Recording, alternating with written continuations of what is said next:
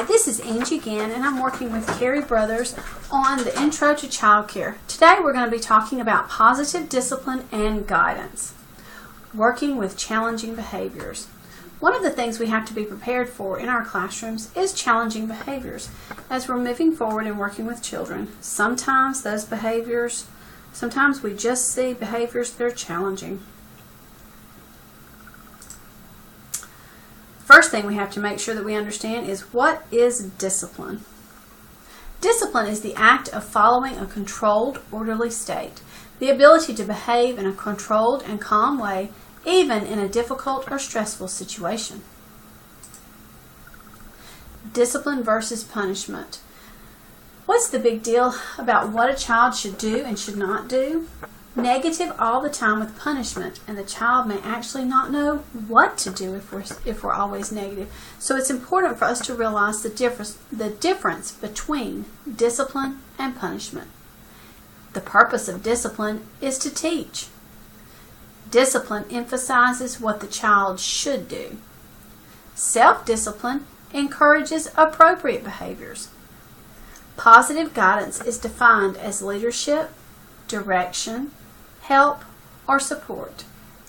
Punishment emphasizes what the child should not do. Guides to speech and action.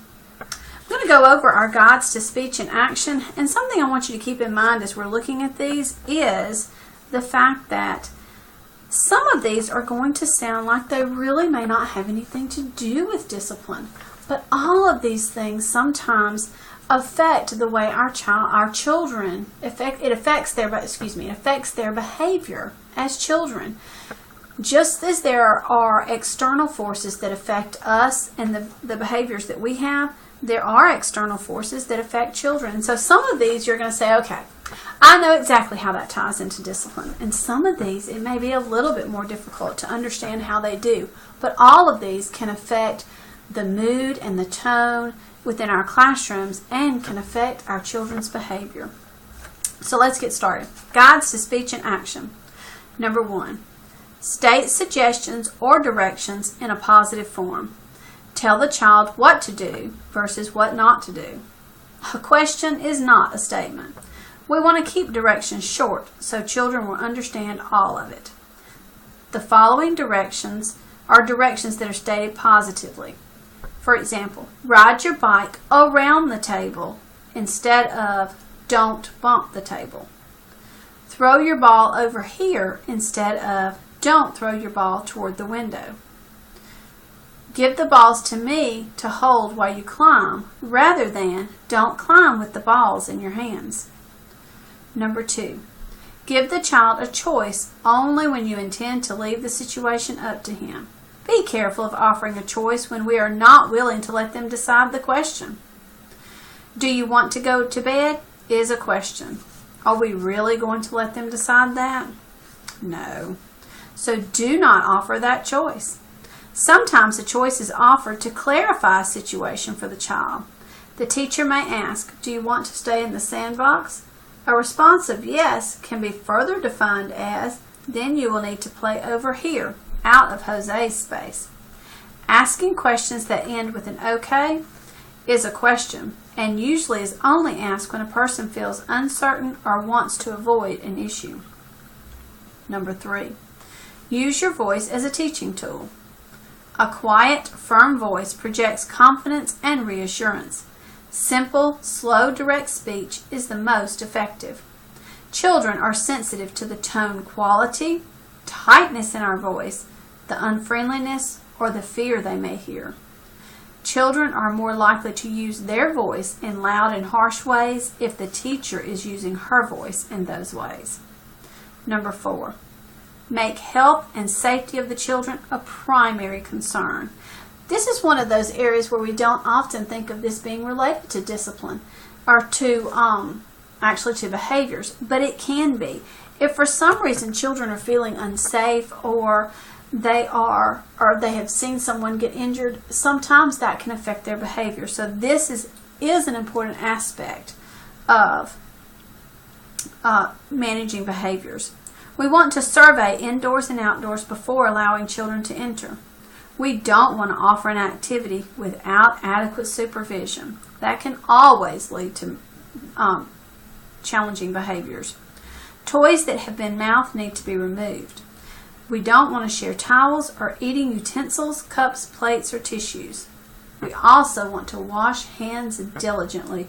When our children don't feel well, sometimes that can create challenging behaviors, and one of the ways to keep them healthy and feeling well is by washing our hands as often as possible. Number 5, use methods of guidance that build the child's self-respect. Fear, shame, and guilt are not positive motivators. They don't motivate us as adults, and they do not motivate children. Labeling children lowers their self-esteem, using words like naughty, selfish, spoiled, or bad. Guidance should help a child acquire acceptable behavior, not communicate disrespect. There are reasons for behavior, and we need to figure out the circumstances. Why is Daniel hitting so often? What is going on? Why is he making that choice? We need time and practice to actually observe and figure out what's going on, and they need time and practice to acquire the desired behaviors. Number 6, help a child set standards based on his or her own past performance, rather than comparison with peers.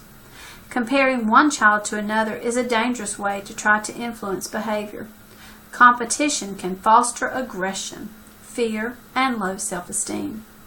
Someone always loses when we are comparing our children to each other.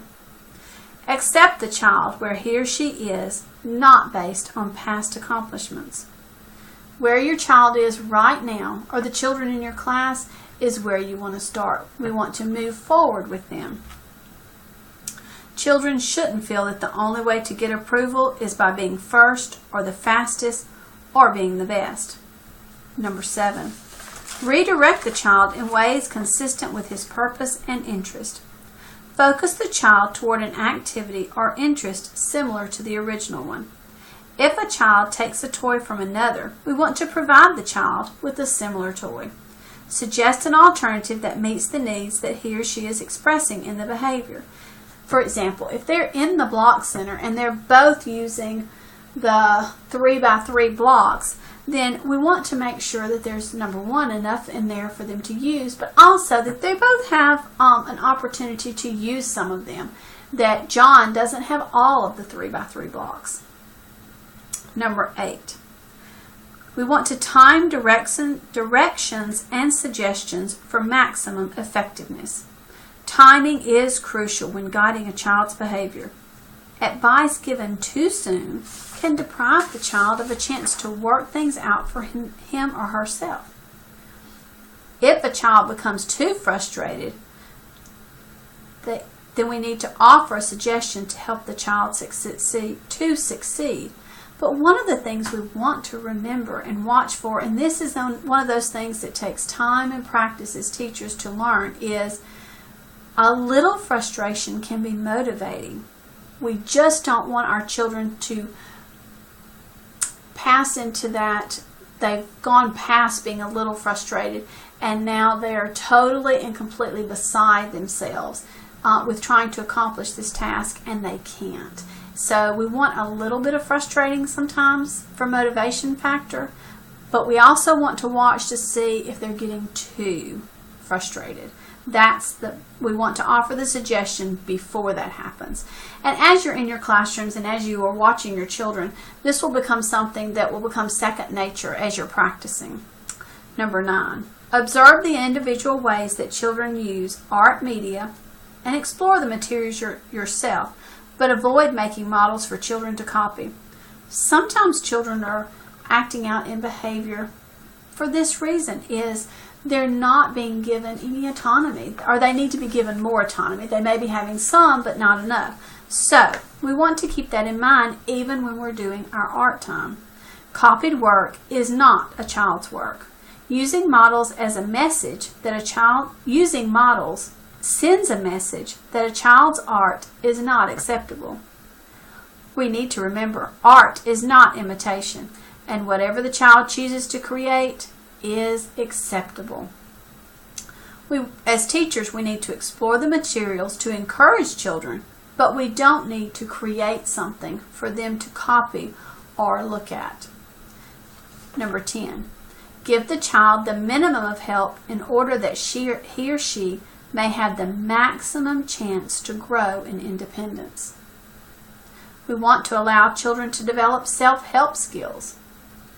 We have to remember that some struggle is acceptable, like being a little frustrated, because that's how we learn. Show children how they may help themselves. Ask the child if help is needed. If not, let the child proceed alone. When help is requested, offer the least amount to get the job done. Confidence develops over time and over successes, and we want to allow the child the chance to be successful. One of the things an example I'm going to use here is in putting on their coats. Sometimes children know how to put on their coats. They've already learned that skill. But if they're learning that skill, sometimes just reminding them the steps of putting on their coat. Remember, we put one arm in. Showing them how to hold it. They may have actually forgotten how to hold their coat or how to lay their coat down as the first step.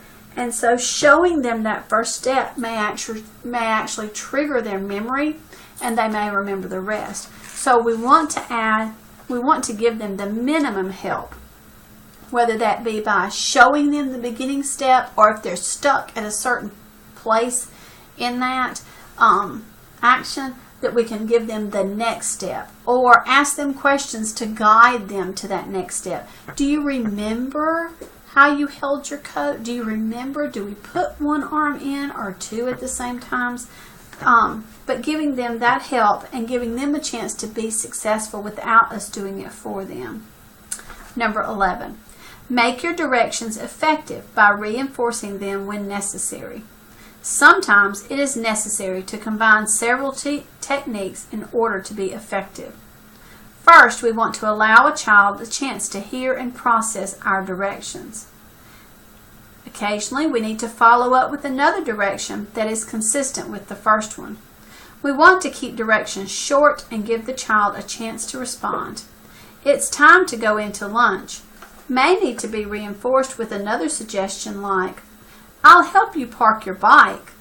Or you can ask, would you like to park the bike, or do you need my help? Number 12, learn to foresee and prevent rather than mop up after difficulty. Learn to anticipate and prevent problems. And this is another one of those things that as time goes on and as you spend more time in your classroom, you'll learn to anticipate what's going to be happening. And as you're learning to anticipate that, we can think of ways to prevent certain problems. We can avoid the I told you so mentality. For example, at meal times, have a wet sponge handy for spills. Young children frequently have spills. If a child needs help, another example is if a child needs help entering into the play of another, suggest things that the child can say or do to make friends. If you would like to go over and play with Mike, ask if he needs this block.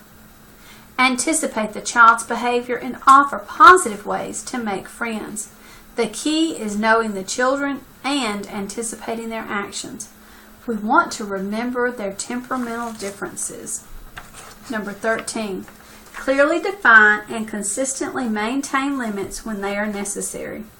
Limits should be related to children's safety, safety of others, and safety of property. Something we fall into sometimes as new teachers is new teachers usually have too many rules. We want to have necessary rules that we can consistently apply. We want to think about the limits that we impose. Are they unreasonable? If they are, change them. Children may rebel against limits and scream and say that they don't like you, but that's okay. They don't have the experience to know potential harm, and you do. We want to be firm and fair, and we want our rules to be consistent. We want them to be clearly defined, and we want them to be reasonable. Number 14, Use the most strategic positions for supervising. Experienced teachers are always alert to the entire situation. Scan an area to see where the most optimal point for seeing everything is and supervise from there. Observe all children, not just those in the immediate area. Many times a teacher is often in a better position to help a child when she is at the child's level, and children may feel freer to approach the adult who is sitting. Adults should avoid gathering in groups and leaving areas unsupervised. And number 15, increase your own awareness by observing and taking notes. The best teachers are always learning. When you are not open to learning about human behavior, then it's time to stop teaching.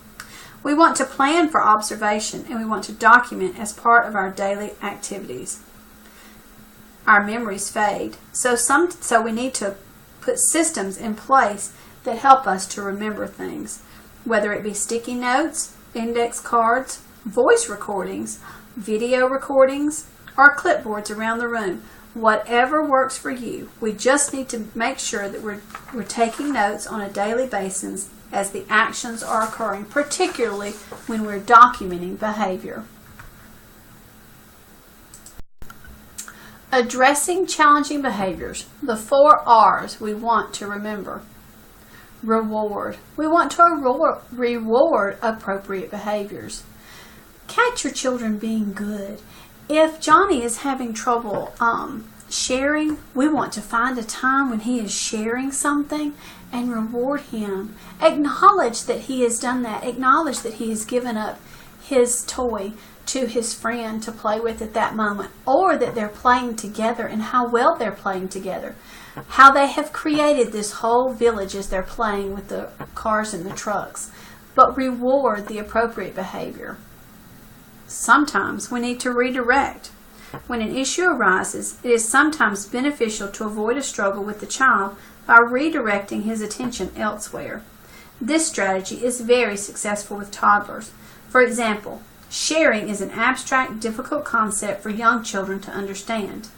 So when Sarah pulls the toy dog away from Charles, it is helpful to remind her, Charles has the dog. Here's one for you. If there's not another dog or animal around, then the teacher or parent can take Sarah's hand and say, Charles has the dog right now. Let's go find something special just for you, Sarah. So by redirecting them, we have gotten their mind off of it, and it avoids a struggle, especially when it comes to sharing for very young children. Redirection is one of the best things we can do. For certain behaviors that maybe are causing safety issues within the classroom, or they're behaviors that you've seen multiple times in one day, sometimes removal for a few minutes is our best option. If we remove the child from the situation, it gives the child a break and a chance to collect themselves. It also gives the classroom a time to take a collective breath and kind of settle down as well. The one thing we need to make sure that we remember when we're removing a child is that there is no shaming involved, that this is a time for us to gather. We want to make sure that the child understands that this is a time for them to gather themselves, and so that they can come back and be a part of the classroom. And we want to make sure that it's done safely. We want to make sure that there's an adult with the child that's being removed from the classroom for a few moments. And this goes back into our last R, responsiveness. How are we responding to the situation? Are we becoming frustrated? If so, then that can lead to further frustration on the part of the child and the other children in the classroom. How we respond to the situation is also modeling for the other children in the classroom how they should respond. We want to stay positive, and we want to use redirection as much as possible and reward as much as possible, because our response, once again, is showing children that that's what they want to do. Indirect guidance techniques. Indirect guidance is the behind-the-scenes work and planning that influences the behavior of the child. It is the management of the environment, the space, the equipment, the materials, and the people of the center. how we have our classroom set up. Do we have too many tables in one area? Do we have all of our dramatic play in one area and it's not spread out adequately enough to give them enough room to explore that area? The management of the environment and that space is definitely affects behavior, children's behavior within the classroom. We want to make sure that we also have enough materials. If we don't have enough toys, or if we don't have enough of the same type of toys, then that can affect our children's behavior as well. So indirect guidance is very important for discipline. Direct guidance techniques. Direct guidance is the physical, verbal, and affective techniques used to influence a child's behavior. Direct guidance is expected to be used in conjunction with indirect guidance, which is the management of the environment. Strategies to prevent behavior problems. We talked earlier about clear expectations for behavior. If we're sending a confusing message, then sometimes our children don't know what the expectations are. We want to make sure that our body language matches what we're saying and what we're asking the children to do. We want to make sure that we're giving children the time to follow our directions. And we want to make sure, once again, that what we're saying, they clearly understand. What are our expectations, and are we communicating those well? Next are the varieties of guidance techniques. We talked some about redirection, which is a guidance technique. There's some others that we can talk about as well. One of the things that we can teach our children is conflict resolution, particularly as they get older. This is where we sit down with the children who are involved in a situation and we talk through it, and we talk through until we can come up with a resolution that is acceptable to all the children involved in the conflict. That's a guidance technique as well. As we're using different guidance techniques, we talked earlier about making sure that our verbal and nonverbal messages agree. We also want to show respect to our children, and we mentioned that one a little bit earlier. One of the ways that we can show respect as we're using guidance techniques, because showing respect is very important for our children, is here's 3 tactics that we can use. We can move to where the child is located instead of calling them over to us. We can squat or kneel and be at their eye level. And then we can look into their eyes as we're talking to them. All of them show respect. Also, asking them and having them be involved in our discipline and in our guidance also shows respect to them as well. Another technique that we can use is natural consequences. Natural consequences is when an action happens and the natural outcome is what guides the child. For example, if a child breaks all their crayons, then she has to make do with the broken crayons. It is important to make sure that the outcome is safe and does not impact the child's needs. For instance, if a child is learning to use the toilet and soils her pants, it is not appropriate to make her stay in dirty clothing. That is not a natural consequence that we would use. However, in the broken crayon situation, it's the perfect natural consequence. Another technique is logical consequences. As mentioned above, sometimes it is not appropriate to let natural consequences serve as the guide. It might be beneficial to think of a logical consequence. For example, a 4-year-old continuously takes out the blocks and leaves them all over the floor. A logical consequence might be that the child is not allowed to play in the block area during the next activity time. So using different techniques can help us in managing behavior within the classroom.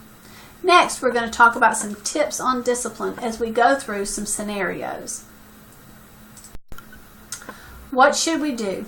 Our first scenario, Maria and Danny pretend to be monsters. They always creep up behind Shelley and make very loud monster noises, which frighten her. It happens every day, and Shelley is upset. What should Shelley do? Well, she can walk away, she can stand up for herself, and she can get help. Our first suggestion of walk away would be something that we would want to talk about doing if it was a one-time event. But since this is happening every day and it's continuing to frighten her, helping her to stand up for herself and get help would be a better scenario. This is one of those times when they're old enough for us to sit down and actually use conflict resolution. We would sit down with Shelley, Maria, and Danny and talk about why they're doing that, what the need is, how they can move forward. Shelley has said this is not okay. So it's not okay for us to do this, and we can pretend to be monsters, but we can't come up behind Shelley and make loud monster noises which are frightening to her. Our next scenario. Jessie always runs to the sandbox on the playground. Kevin is playing near the sandbox and is using some of the sand toys. Jessie screams and says, "This is my sandbox," and sets up the sand toys as a barrier to keep Kevin away. What should Kevin do? Well, coming to find the teacher and letting her know would be the first step of what Kevin would need to do.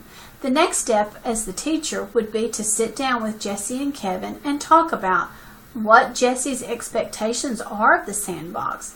What is Kevin wanting? Discussing that with each of them, and then coming up with a solution that is okay with, but that both of them approve in. Now, they might come up with the solution on their own, but one suggestion that could be made to both Jessie and Kevin, if they're not coming up with a solution on their own, is to let Kevin play with a few of the toys, even though he does not want to be in the sandbox. But Jessie can let him play with some of the toys. Now, you as the teacher could actually just force that situation. But part of what we're doing is teaching children and giving them the skills that they need to succeed in life, and giving them the skill of conflict resolution and what to do in these situations is definitely a valuable skill that is worth our time and energy to teach. Our next scenario, what should we do? Lauren roars in the classroom every morning and immediately runs to Sharon's cubby. She takes her sleep blanket and begins to play princess with it. Sharon gets upset and wants to play princess with Lauren. Lauren refuses to give in to her and continues to play princess without Sharon. What should Sharon do? Sharon can say with the teacher,